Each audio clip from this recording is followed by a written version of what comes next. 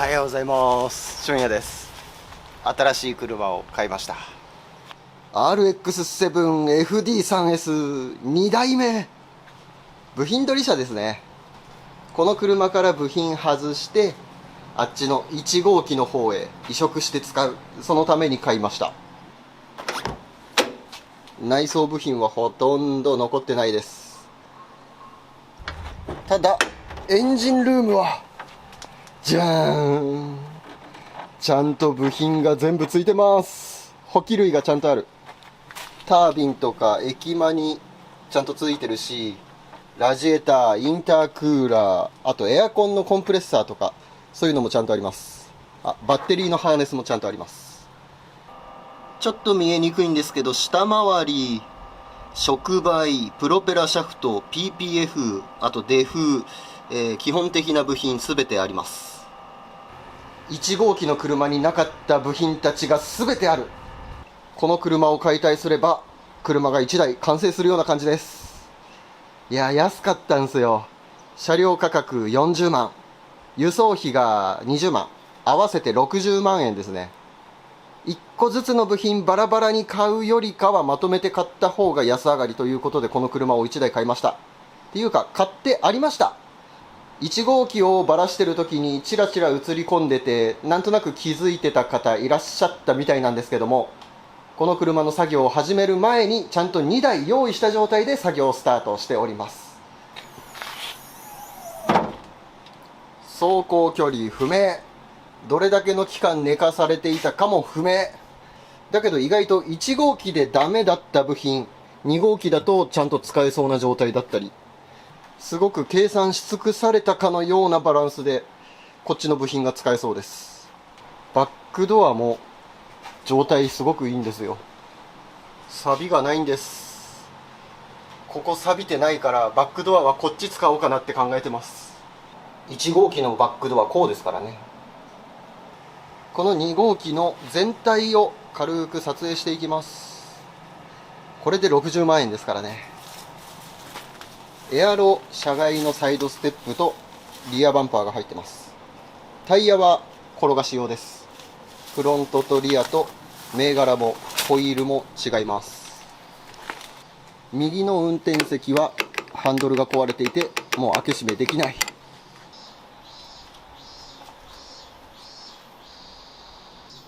この車のフロアは抜けてます。もう完全に錆びて床が抜けてる。ほら、こんな状態。完全に床が抜けてます。で、ステアリングもついてなかったから、これは急遽インプレッサのハンドルをはめてみました。駐車場に出し入れするためにハンドルないとちょっと大変だったから、ハンドルつけて、奇跡的にね、このシャフトのスプラインの径が同じだったから、ぴったりとはめて使うことができました。この2号機ね、エアガイドもそうだし、インタークーラーのステーとか、こういう細かい部品もね、全部ついてるんですよ。ここにもなんかわかんないけどステーがいるね。こういうのがね、かなり重要で、これ1個ずつ買って集めるとね、すっごい経費かかるから、部品が全部揃ってるっていうのはね、すごく助かります。僕の中では主要部品もそうだけど、こういう細かいところがかなり重要だったりします。そして最後にもう一度エンジンルーム。オイルクーラーちゃんとついてます。フロントのこのエアガイドみたいな、こういうのもちゃんとついてます。こっち側もオイルクーラーがある。エアクリーナーが社外品に変わってるんですけど、一応ちゃんとついてる。エンジンは使えるかわからないです。見た感じは結構やばそう。不動になった理由もわからないです。本当はこのエンジンをストックとして取っといて、あっちについてた1号機のエンジンをオーバーホールして使う予定で最初考えてました。ただこの間分解したらエンジンがダメだったので、今となってはこっちのエンジンを乗っけれたらいいなみたいな、そんな風に考えてます。いやー、こんな予定じゃなかったんですけど、まさかここに来て役に立つとは思いませんでした。エアコンのコンプレッサーとかタービンとかもちゃんとついてるんで、この辺、多分使えないとは思うんだけど、リビルト品を購入する時の変装用のコアとして送ることができるんで、すごく良かったです。変装用のコアがないとリビルト品買えなかったりとか、買ったとしても値段が数万円高くなっちゃったりとか、で中古のこのダメなやつ買ってきたとしても1万2万ってするんで、1個ずつ部品集めるとすごい金額になっちゃうんですよね。だから車1台買った方が安上がりということで、こんな感じで買いました。はい、ということでこれが60万円の RX7 です。これからこれを解体していきます。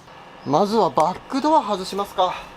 このバックドア外して1号機の方につけて合うかどうか、塵の具合とかちょっとそれをチェックしたいので、問題なければガラス屋さん呼んでガラス外してもらわなきゃいけないんで、とりあえずバックドアからやっていきたいと思います。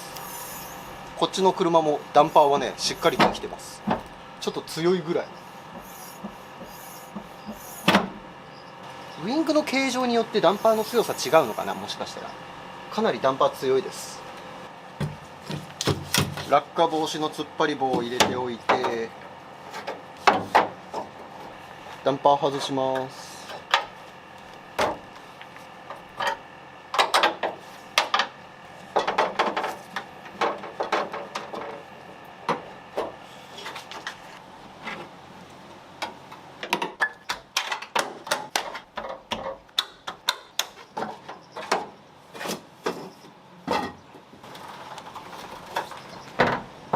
よし、ドア重いんで助っ人呼んできます。よ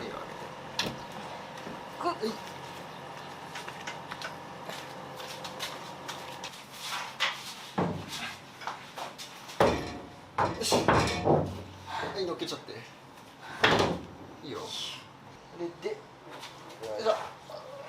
上げて、よし、こっからなら一人でできる。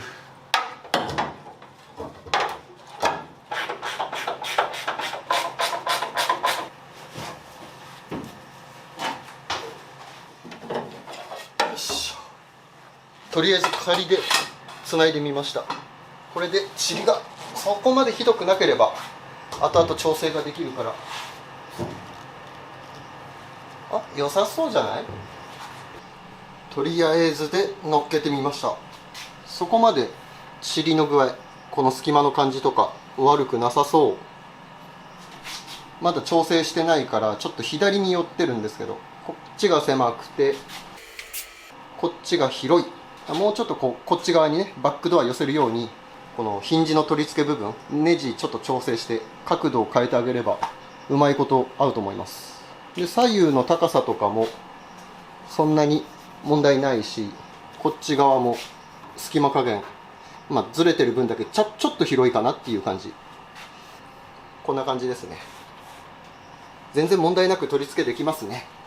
よし、バックドアはこっち使いましょう。全然錆がなくて状態いいから。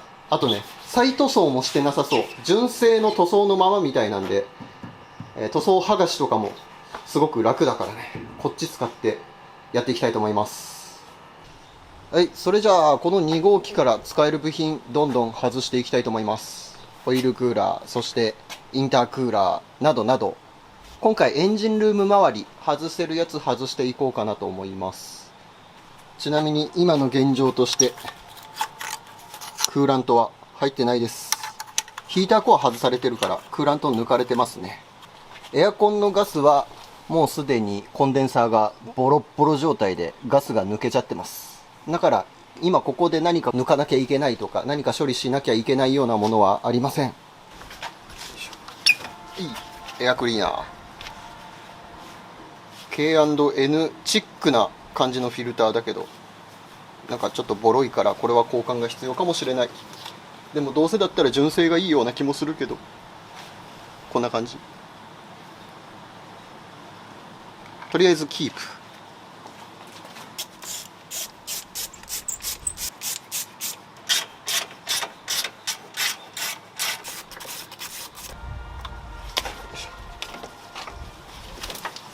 はい、リザーバータンク、クーラント入れておくやつです。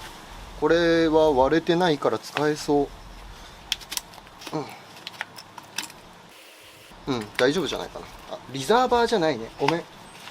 加圧タンクか。加圧タンクです。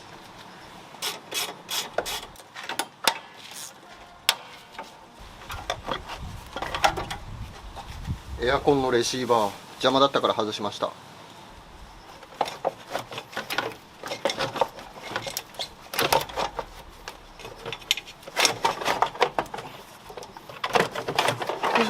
よいしょ、取れた。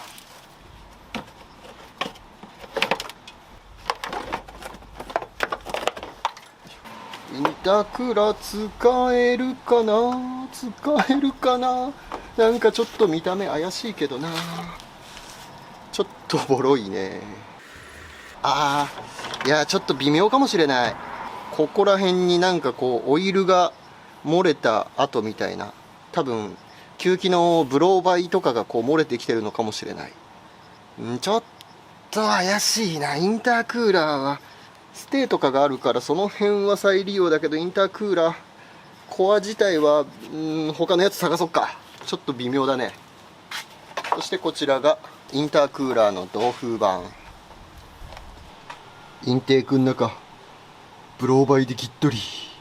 これはちょっと不安になってきた。それじゃあ次ラジエーター外していきます。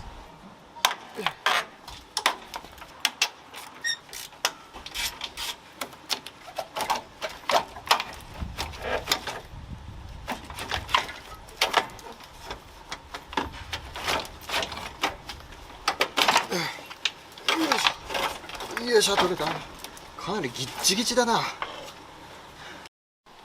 外したラジエーターは使えないかな。コアが微妙だよね。アッパータンクとかがプラスチックだから多分漏れてくるよね。なのでラジエーターコアは交換します。ただこの裏側についてるラジエーターファン、これはね使えると思います。羽も割れてないし、ケース側も割れてないし、モーターは生きてるかちょっとわかんないけど、ダメだったとしてもモーターだけ変えれば済む話なので、安く修理することができると思います。これラジエーターファンね、1号機についてなかったんですよ。オイルクーラー外していきます。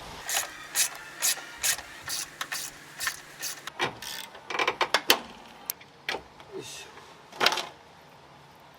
ょ。うわ、真っ黒だぜオイル。びっくりするぐらいオイルが真っ黒。このコアの中に残ってたオイルが今出てきてます。で、びっくりするぐらいオイルが真っ黒。こんなに真っ黒なの見たことない。すごくない？本当に真っ黒。いや、このオイルはやばいでしょ。これもエンジン使えないかもしれないね。ちょっと怖いな。このエンジンも外れなのかな。よし。ゴミ侵入防止と油だれ防止のため反対側も外しちゃいます。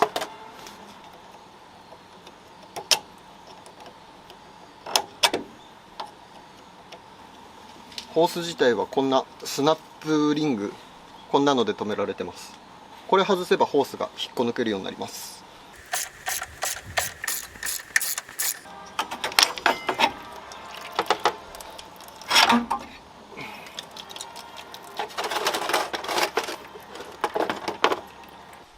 オイルクーラーは多分使える。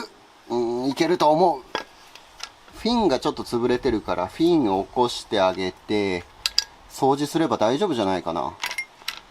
純正品だからちゃんとサーモスタットも入ってるし、タンク部分は樹脂とかついてないからね、全て金属のボディだからこれはいけるでしょ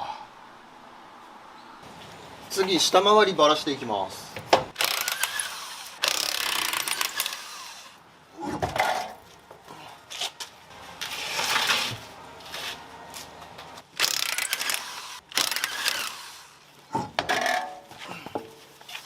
狭くて撮影しにくいから下回り先に物撮りしておきます。この画面真ん中に映ってるカバー、これがミッションのカバーです。で、左側にフロントパイプで、その奥にあるのが触媒です。キャタライザー。とりあえずこの辺を一回外してみます。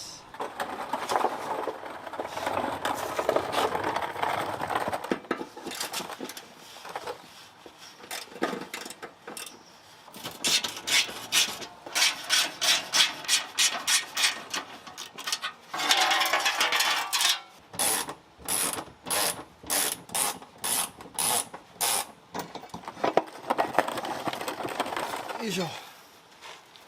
フロアについてるサポートバーみたいなのとかも全部ついてます。こういうの一個一個買い揃えるの大変だからね。ここからマフラーの脱着をやっていきます。リアピース、触媒、フロントパイプと3分割構造になっていて、後ろ側のボルトを外しにかかったんですが、びっくりするぐらい錆びて固着していて、全然外せなかったです。もともとナットのサイズが 17mm で 17mm のソケットを入れても空回りしてしまう。16mm のソケットだとギリギリ入らないみたいな、そんな感じでナットが痩せていました。バーナーで炙ってもインパクトでやっても全然緩まなかったから、結局諦めてリアピースと触媒とくっつけた状態で下ろすことにしました。今マフラーの釣りゴムを切って外しているところです。そしてフロントパイプと触媒のボルトを緩める。はい、これ1本目緩みました。そして反対側2本目。こっち側も結局錆びていて全然緩まなかった。今までこのインパクトで緩まないボルトなかなかなかったんですけどね。ハブのロックナットですらこのインパクトで緩められたのに。全く緩む気配がないから、ラスペネ吹いてバーナーで炙って、インパクトで挑戦して、またバーナーで炙って、ひたすらそれを30分繰り返してました。それでも緩まなかったんで、作戦変更で次の手段です。ダメだ。外れない。ナットスプリッター。これでナットを割ります。全然外れる気配がない。もう後ろ側やるのに時間かけすぎちゃったから。サクッと外さないと終わんなくなっちゃう。結果からお伝えすると、このナットスプリッター失敗でした。フランジナットだったから半分までは割ることできたんですけど、フランジ部分に工具かけれなくてちゃんと割ることができませんでした。ダメだ。フランジナットだからかからない。全然割れない。くそー。インパクトよ。頑張れ。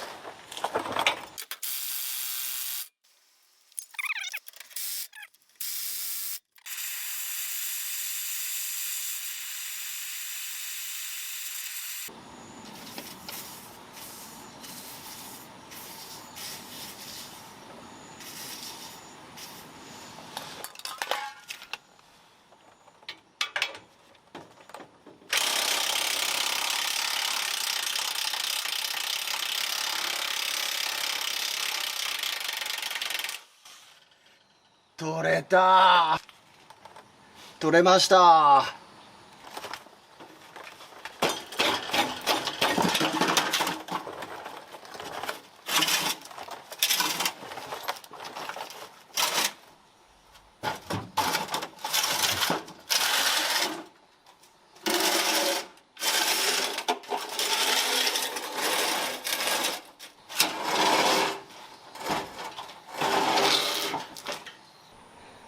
マフラー外れました。やば。このマフラー外すのに1時間半も格闘してた。すげえ大変だった。ただなんとかここのスタッドボルトは傷めずに外せたから、ここ再使用できますね。軽くダイスで山直してあげればいけると思います。この辺サビすごいんですけど、これ遮熱板で中のパイプはまだちゃんと生きてるっぽいので、一回ちょっと分解してきれいにしないと分かんないけどね。分からないけど多分使えると思う。使えてほしいと願うが正しいかな。こんな感じです。さっき格闘してネジの頭が刺さったまんま。はい。そして後ろ側。こっから前が触媒で、こっから後ろがマフラーですね。リアピースとなっております。マツダスピードのマフラーでした。純正じゃないけど、マツダのアフターパーツというのかな。そういうマフラーです。これはもう使えないです。錆びて穴開いちゃってるから。ここんな感じになっちゃってるので、リアマフラーは交換。触媒は多分いけると思う。マフラー外すのに時間かかっちゃったから、日が暮れてきちゃった。すごく綺麗な夕焼けでございます。外した部品たち並べてみました。並べてみるとね、結構部品外したなって感じがします。インタークーラーとかマフラー、あとアンダーカバー、オイルクーラー、ラジエーター、リアバンパー。リアバンパーはね、乗っかってただけだから、ただ引っ張ったら外れました。果たしてどこまでの部品を使うことができるかはわかんないけど、これ1個ずつ買って集めようとするとね、結構金額するんですよね、やっぱりね。今日外しただけでも5万円分ぐらいはあるかな。ヤフオクとかでかかると送料も乗っかるからね。多分5万円分ぐらい外したと思います。この辺のカバーとか、あとステーとかは綺麗に掃除すれば再使用できると思います。あとエアガイドとかもね。インタークーラーちょっと怪しいけど、この吸気のダクトとかは1号機についてなかったから、これもね、使います。オイルクーラーも多分大丈夫。ちょっとフィンが潰れてたりするけど、これはフィンを起こしてあげれば使えるでしょう。ラジエーターは交換するけど、ファンは再使用する予定です。あとはエンジンだね。エンジンがどうなっているか。結局下ろして蓋開けてみないと使えるかはどうかがわからないんですけど、とりあえずこのエンジンも分解しますので、見逃さないようにチャンネル登録よろしくお願いします。で、今回はここまでしか作業できなかったんで、次回の動画でエンジンもミッションも下ろして、そしてプロペラシャフトと PPF っていうフレームみたいなやつを外すのも次回の動画でやっていきます。ボルトが緩まないと困るからラスペネだけかけておこう。こんなの外れると思えないけどさ、気休めでもいいから、こうやってラスペネかけておきましょう。これね、後で外す予定のありそうなボルトたち。はい、ということで今日の動画は部品取りの FD を買ってきましたという動画でした。部品取り車2号機として60万円、1号機が100万円、合わせて160万ですね。正直160万あればボロいすぐに壊れるかもしれないぐらいの FD は買えたかもしれない。中古でだいたい200万とか300万で出てるからね、探せば160万ぐらいのそこそこの FD はあったかもしれない。きっとね、そういうコメントつくと思うんですよ。その金額だったら中古のやつ買ってきた方がマシとかね。ただ残念ながら僕自身、動くのにはそんなに興味ないんですよね。どちらかというと壊れてる車を直すことに醍醐味を感じてるので、それを楽しんでるので、僕はこういうスタンスでやっていきます。なのでそういう動く車はぜひそういうコメント書いてる方々にね買ってもらって、僕自身は動かない車もしくはもう壊れてる車を直していくという形で今後もやっていきたいと思います。最後までご視聴ありがとうございました。また次回お会いいたしましょう。バイ。